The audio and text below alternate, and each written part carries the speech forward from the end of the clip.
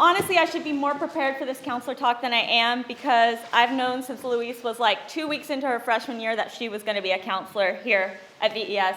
I don't know if it was just her friendliness to everyone she met, just her quiet confidence, her bright smile. But if you know Louise, you know that she's just easy to be around, and when you're with her, you just feel comfortable and happy. And I remember 2 weeks in, Louise was particularly helpful in navigating a really tough social situation on McCormick, which never happens. And I remember that Ms. Blom and I said to each other that we were ready to make Louise a counselor, like then and there, her freshman year. And now here we are 4.5 weeks from Louise's graduation, and I get to introduce her for her counselor talk. If you know Louise from around campus, she has a smile for everyone. She can usually be found laughing with friends and always seems to have a calm presence at all times. During my time with her, she has handled challenging and wonderful situations with incredible grace and compassion for others, and always standing up for herself and her friends. I do feel like friends often know a person best, so I asked some of our advisory group and some of Louise's friends if Louise were a flower, to continue on with Ms. Anderson's theme from last week, what kind of flower would she be and why? So here are some of the answers. Walter said Louise is like an azalea because she is bursting with color and brightness, and because there's always an azalea festival in their hometown of Wilmington. Hannah said that Louise is either a lily or a daisy because they're bright and fun to be around, but also elegant and poised. Charlotte said a hydrangea because she is bright and bursting with color. Sierra said Louise would be a sunflower because she was always happy and smiling. Thomas Davis also said that Louise would be a sunflower because you are bright and sunflowers are bright and big like your personality. And Luke Meadows also said you would be like a sunflower because they are happy and yellow like Louise. I'm not sure the yellow part, but... And some fun facts about sunflowers is they track the sun, and they were brought as gifts to Russian royalty back in the day when we had a good relationship with Russia, and they've also been to space. So Louise, I made 2 paintings for you, but this one is of a sunflower, because I also think of you as a sunflower. So one, I chose things I could paint, which are flowers.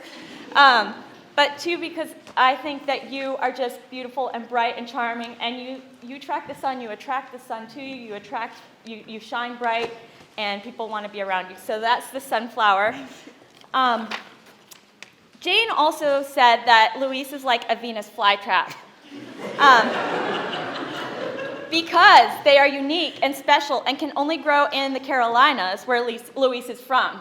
And as a side note, if you want to learn fun facts about this, you should go to her Expo Day presentation where she's going to tell you guys more about it. So I also attempted to paint you a Venus flytrap. Okay, so if you guys will, I'm sure biology and English teachers have to just excuse my botanical meanderings because they are all over the place. I was going to continue with the flower theme, but this morning, Casey wrote to me about the plant that they would use to describe you, and they said this, that Louise would be a wisteria tree, because Louise is a strong person who is steadfast in her friendships and love for others. So I think of Louise as more of a tree, because she is strong and has deep roots. The wisteria flowers are gorgeous and bring joy. They represent a ton of things, like success, purity, a long life, patience, endurance, victory over hardships. Wisteria gives symbolic representation of beauty, fertility, love, creative expansion, long life, and immortality, grace, bliss, honor, patience, endurance, longevity, exploration, releasing burdens, victory over hardships. Its appearance also gives the impression of harmony and peace to the onlooker. And they're also a symbol of wisdom because they tend to live for a long time. I told Casey that they should probably be the one giving the speech about Louise, not me. But I love the analogy of a tree, and I decided to end with an analogy of the botanical theme and use the tree to give you one piece of advice. Be like the redwood tree of California. The redwood tree of California doesn't have a taproot. Instead, they spread their roots out and they entangle them with others. They entwine them with one another, and they help to hold each other up and nurture one another in order to continue to make their forest community stronger.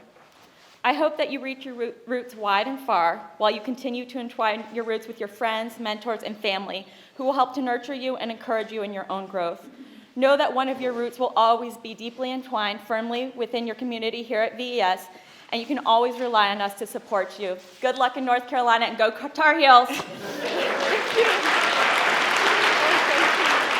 Dear Mrs. Rim, I cannot thank you enough for all you have done for me over these past almost 4 years. I admire your dedication to our advisory, your family, and your job. I could never have asked for the endless support you and your family have given me, and I'll always be grateful for that. Thank you so much. So let's start with some background information. This is my 4th year at VES, and I'm from Wilmington, North Carolina. I would describe myself as type A, very bossy at times, I know, but always down for a good laugh. I'm the middle child between my older sister Margaret and my younger sister Virginia. My mom and I share the same name, and my dad and I share a love for a Google spreadsheet. I have 2 dogs, Sally and Zeke, and a fish named Freddie.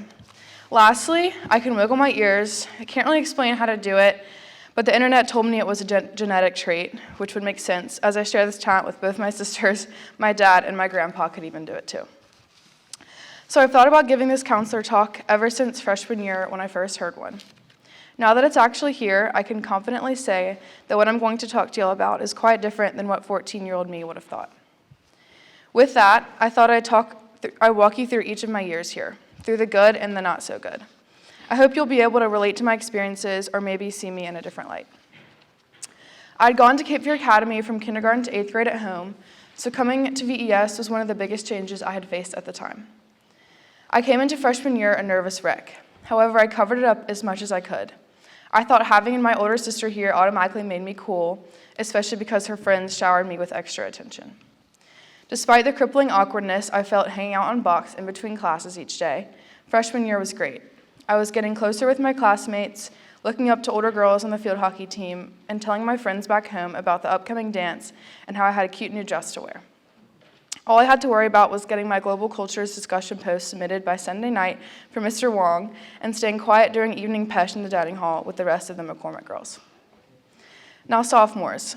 If you're feeling the sophomore slump right about now, I did too. For me, at least, it's not like there was one specific thing or event that made the days and weeks run together like they often did. It's just the way it was. You don't have the thrill of experiencing each event for the first time anymore, and you don't have the stress level junior year brings when you're starting to think about college and spending Sunday mornings with your ACT tutor on Zoom for an hour and a half just to score lower each time you take it. That might be just a me thing. But get excited. In senior year, it seems so far away that all you can do is wait impatiently. Worst of all, you're still technically an underclassman. I'm sorry, you've just got to push through. Global pandemic or not, junior year is notoriously a challenging one. When I look back on it, I'm not sure where to start. How I made it through is a question I will never be able to answer, and I know that's the case for just about all of y'all too. Let me set the scene. It was our first week back on campus, learning in person and reuniting with our peers and teachers. Our schedule consisted of a whopping 3 classes a day, an hour and a half long mega block, and all chapels and assemblies happened outside. Masks were on at all times, we were pretty much restricted to just our own rooms on dorm, and social distancing was monitored with pool noodles. What a time. But hey, we were lucky to be one of the few schools that were having in-person classes. That first week back was coming to an end when I received a phone call from my mom as I had just gotten out of my first period class. She called to inform me that my grandmother, my dad's mom, had just passed away. I knew she wasn't doing well and the time would eventually come for her to peacefully pass away, but no one wants to get that call. For everyone else, the school day went on like it was supposed to, so I followed their lead. My family planned to have her memorial service over Christmas break as Margaret, my cousin, and I were all living away from home, and it was too risky to come together with the threat of COVID. I think it was just about the next day when Charlotte's routine COVID test had come back positive. Jane, Walker, Taylor, Nan, and myself were identified as close contacts. We would be spending the night on third floor jet and leaving to go home the next morning for 14 days. I packed up my things with plastic gloves and hauled my bags from Perkins to jet. On the way over, I waved to Charlotte, who was sitting on the edge of the bare mattress in the nurse's office, staring out the window without blinds. And I'm pretty sure there was a tear streaming down her face. I walked across box trying to keep my head down as everyone probably assumed I was either infected or getting kicked out. A very humbling moment to say the least. It turns out Charlotte never had COVID, it was just a false positive. But thankfully, we can all laugh about this now. Later in the semester, I began to find myself being less involved, less interested in hanging out with my friends, all the good stuff. Generally speaking, I just wasn't as happy. I remember sitting outside in one of the white Adirondack chairs that was perfectly centered in a spray-painted circle on the grassy area between the theater and Jet. Sitting across from me in his own white Adirondack chair that was centered in its own spray-painted circle was Mr. Button. My mom had just called him and expressed that she was worried about me and wanted him to check on me, and he did. So there we were, sitting in one of the most visible spots on campus in the middle of Mega Block, while I tried so hard to hold in my tears only after he had asked me how I was doing. Soon the tears rolled down my face as I complained about everything.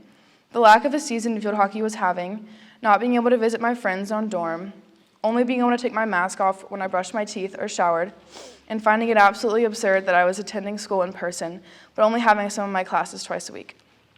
Clearly, I was not doing well at all. I was more than ready to go home and finish out the semester as a virtual student, just like some other people had done at that point. Though he did acknowledge that everything sucked, Mr. Button kept telling me that going home would not be the solution to my problems, and that the stupid COVID mitigation protocol rules weren't actually stupid. I was so infuriated because going home would solve all my problems. I wouldn't have to wear a mask everywhere, I could see my friends as I wished, and I'd be able to eat my food inside and with real utensils. It was as simple as that. Considering all the pressures and worries that came with junior year, my grades had never been better. That basically meant I was doing great. Keep up the good work, you'll be applying to colleges next year, blah, blah, blah. However, school was all I focused on. I would make sure I was on dorm before study hall with enough time to get showered and tidy up my room that was already spotless so that my studying could start promptly at 7:30. There was no procrastination. I studied for quizzes and tests with Jane until I couldn't keep my eyes open, and if I wasn't 100% confident on the material, I would wake up early to do more review problems. Each Sunday morning was spent completing ACT homework assigned from the weekend prior, then getting on a Zoom call with my tutor just for her to assign me more. And y'all know how that ended up working out for me. The rest of the day, I'd stay in my room and get all the homework done that I could, almost as a way to avoid any sort of social interaction, which was something I didn't realize yet. I didn't quite understand the amount of weight I was carrying with me from last year until this year, now that I have something to compare it to. I was completely focused on the wrong things. God forbid I break a rule by accident and risk the chances of getting an infraction. All that time spent stressing out about who didn't like me and for what reason was not worth my energy. It's exhausting just thinking about it. My intention is not to focus solely on the negatives from last year or to victimize myself. I know everyone here was doing the absolute best they could. But by sharing some of my hardships, I hope some of you can relate to those feelings. I know it often seems like the people around you are so joyful or that nobody else is having a hard time. Trust me, they are. I sure was. Though it's taken me 18 years to sort of figure that out, I've learned that academics are not the only defining feature about me. Neither is my tidiness, my prompt attendance, and especially not other people's opinions. I don't regret last year or wish it away, I just wish I was easier on myself.